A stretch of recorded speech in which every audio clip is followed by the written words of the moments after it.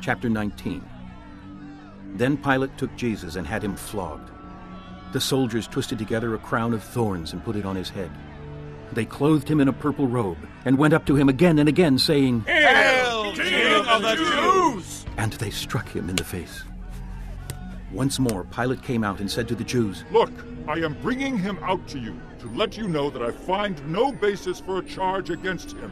When Jesus came out wearing the crown of thorns and the purple robe, Pilate said to them, "Here is the man." As soon as the chief priests and their officials saw him, they shouted, "Crucify! Crucify!" But Pilate answered, "You take him and crucify him. As for me, I find no basis for a charge against him." The Jews insisted, "We have a law, and according to that law he must die, because he claimed to be the Son of God." When Pilate heard this, he was even more afraid, and he went back inside the palace. "Where do you come from?" He asked Jesus, but Jesus gave him no answer. "Do you refuse to speak to me?" Pilate said, "Don't you realize I have power either to free you or to crucify you?" Jesus answered, You would have no power over me if it were not given to you from above. Therefore, the one who handed me over to you is guilty of a greater sin." From then on, Pilate tried to set Jesus free, but the Jews kept shouting, "If you let this man go, you are no friend of Caesar." Anyone who claims to be a king opposes Caesar. When Pilate heard this, he brought Jesus out and sat down on the judge's seat at a place known as the Stone Pavement, which in Aramaic is Gabbatha. It was the day of preparation of Passover week, about the 6th hour.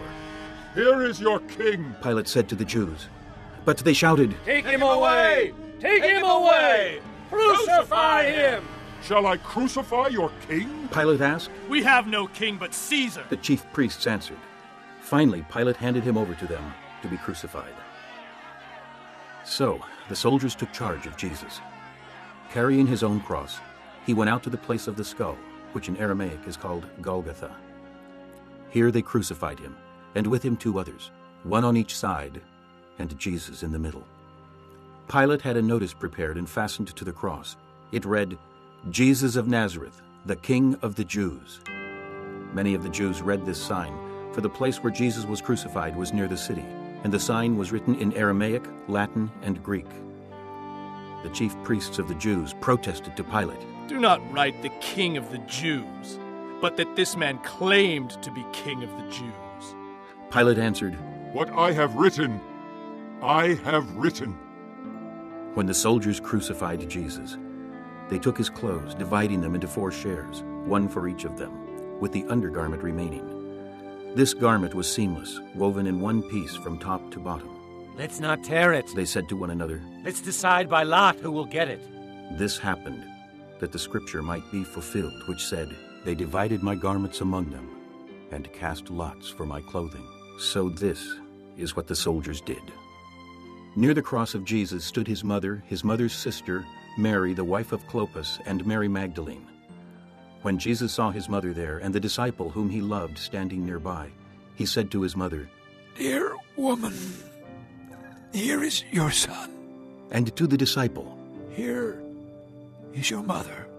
From that time on, this disciple took her into his home. Later, knowing that all was now completed, and so that the scripture would be fulfilled, Jesus said, I am thirsty. A jar of wine vinegar was there. So they soaked a sponge in it, put the sponge on a stalk of the hyssop plant, and lifted it to Jesus' lips. When he had received the drink, Jesus said, It is finished. With that, he bowed his head and gave up his spirit. Now it was the day of preparation, and the next day was to be a special Sabbath. Because the Jews did not want the bodies left on the crosses during the Sabbath, they asked Pilate to have the legs broken and the bodies taken down. The soldiers therefore came and broke the legs of the first man who had been crucified with Jesus, and then those of the other. But when they came to Jesus and found that he was already dead, they did not break his legs. Instead, one of the soldiers pierced Jesus' side with a spear, bringing a sudden flow of blood and water. The man who saw it has given testimony, and his testimony is true. He knows that he tells the truth, and he testifies so that you also may believe. These things happened so that the scripture would be fulfilled. Not one of his bones will be broken. And as another scripture says, they will look on the one they have pierced. Later, Joseph of Arimathea asked Pilate for the body of Jesus. Now, Joseph was a disciple of Jesus, but secretly, because he feared the Jews. With Pilate's permission, he came and took the body away. He was accompanied by Nicodemus, the man who earlier had visited Jesus at night. Nicodemus brought a mixture of myrrh and aloes, about 75 pounds. Taking Jesus' body, the two of them wrapped it with the spices in strips of linen. This was in accordance with Jewish burial customs.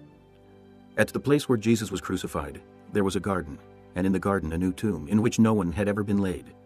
Because it was the Jewish day of preparation, and since the tomb was nearby, they laid Jesus there.